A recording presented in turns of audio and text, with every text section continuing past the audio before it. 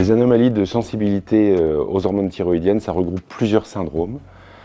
On va se concentrer aujourd'hui sur la résistance bêta aux hormones thyroïdiennes, qui s'appelle comme ça parce qu'elle est en lien avec des mutations du récepteur bêta des hormones thyroïdiennes, c'est-à-dire que le récepteur ne peut pas exercer son activité normale.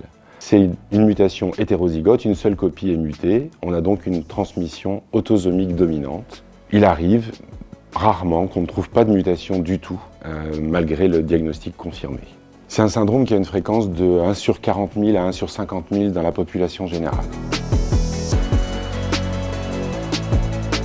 Comment se manifeste au plan clinique une résistance aux hormones thyroïdiennes?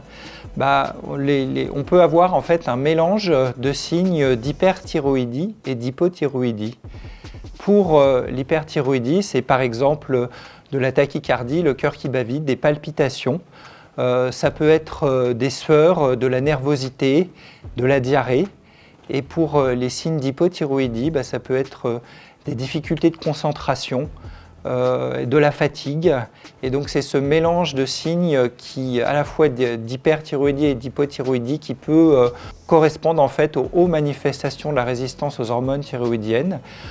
Très souvent aussi, on a un goitre qui est d'importance variable, donc parfois on le repère uniquement à la palpation, il n'est pas visible. Et enfin, chez les enfants par exemple, ça peut s'associer à des difficultés de concentration, à de l'hyperactivité, à des troubles de l'audition. Et dans tous les cas, finalement, vous voyez que ces signes-là, ils ne sont pas complètement spécifiques. Vous voyez, la fatigue, c'est des plaintes qu'on a fréquemment chez les adultes comme chez les enfants. Et donc, parfois, le diagnostic, il est fait parce qu'un bilan thyroïdien est demandé par le médecin devant des plaintes qui sont un petit peu floues, qui ne sont pas spécifiques de la thyroïde.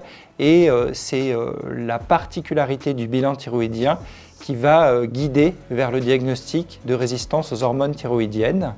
Chez les enfants, par exemple, ça peut être aussi un bilan thyroïdien fait devant un problème statural, un retard statural, qui va amener devant la particularité de ce bilan à suspecter une résistance aux hormones thyroïdiennes.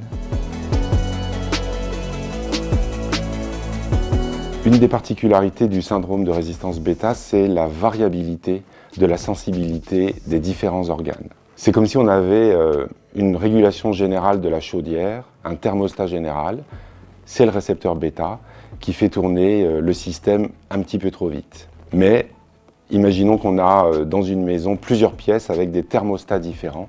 Et donc il y a des pièces où il va faire très chaud parce qu'on a cette température élevée et des pièces où il va faire juste bon en fonction du type de récepteur. Par exemple, le cœur va être très stimulé. Il dépend surtout du récepteur alpha. Et donc on peut avoir des palpitations, des troubles du rythme. Le foie est un organe qui va lui plutôt fonctionner normalement, malgré des hormones thyroïdiennes élevées, parce que c'est un organe plutôt régulé par le récepteur bêta. Le cerveau, c'est un mélange des deux, mais on va avoir certaines zones qui vont être très stimulées et on peut avoir de la nervosité. Quel est le profil biologique qui va faire évoquer une résistance aux hormones thyroïdiennes? C'est quand les T4 libres et T3 libres, donc les hormones thyroïdiennes, les taux des hormones thyroïdiennes sont élevés alors que la TSH n'est pas freinée. Donc c'est un profil biologique qui évoque une hyperthyroïdie.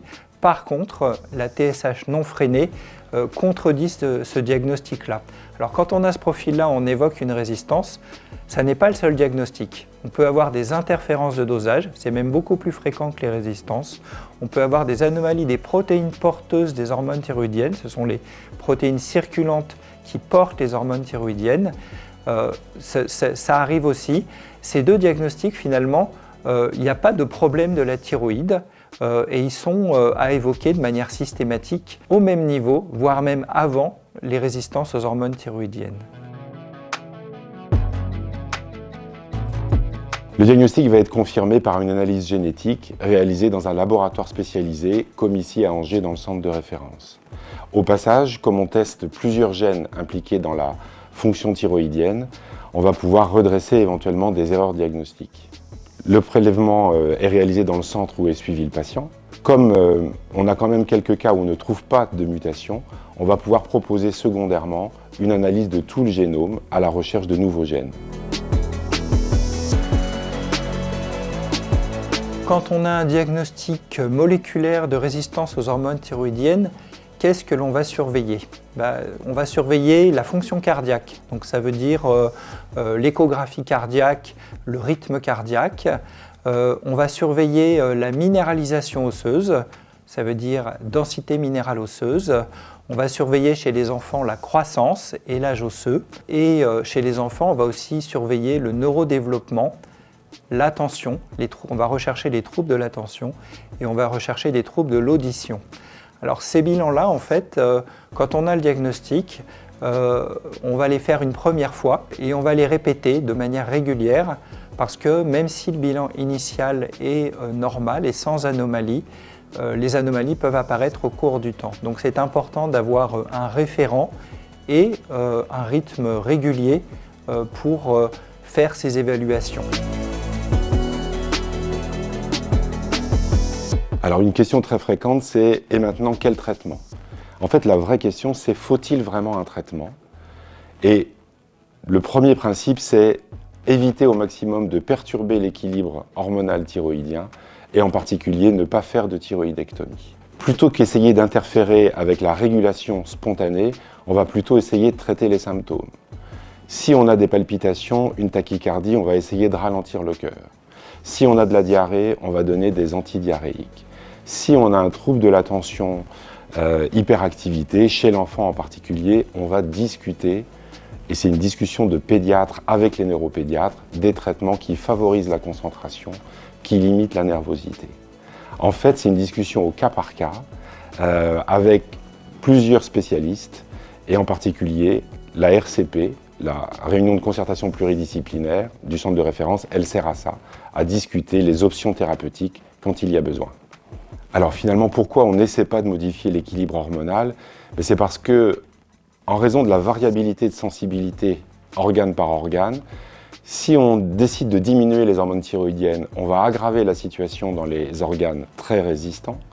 Si on décide d'augmenter les hormones thyroïdiennes, on va aggraver la situation dans les organes très sensibles, comme le cœur par exemple. Donc c'est pour ça qu'on se concentre plutôt sur les symptômes que sur l'équilibre hormonal lui-même. La grossesse, c'est souvent une situation où il y a de nouvelles questions qui apparaissent. C'est le moment de rappeler le risque de transmission de 1 sur 2 du syndrome, que ce soit la mère ou le père qui est atteint. Et la deuxième question, c'est est-ce qu'on doit faire quelque chose? La plupart du temps, le seul conseil qu'on peut donner, c'est un suivi spécialisé, en milieu spécialisé, avec le moins d'interférences possible.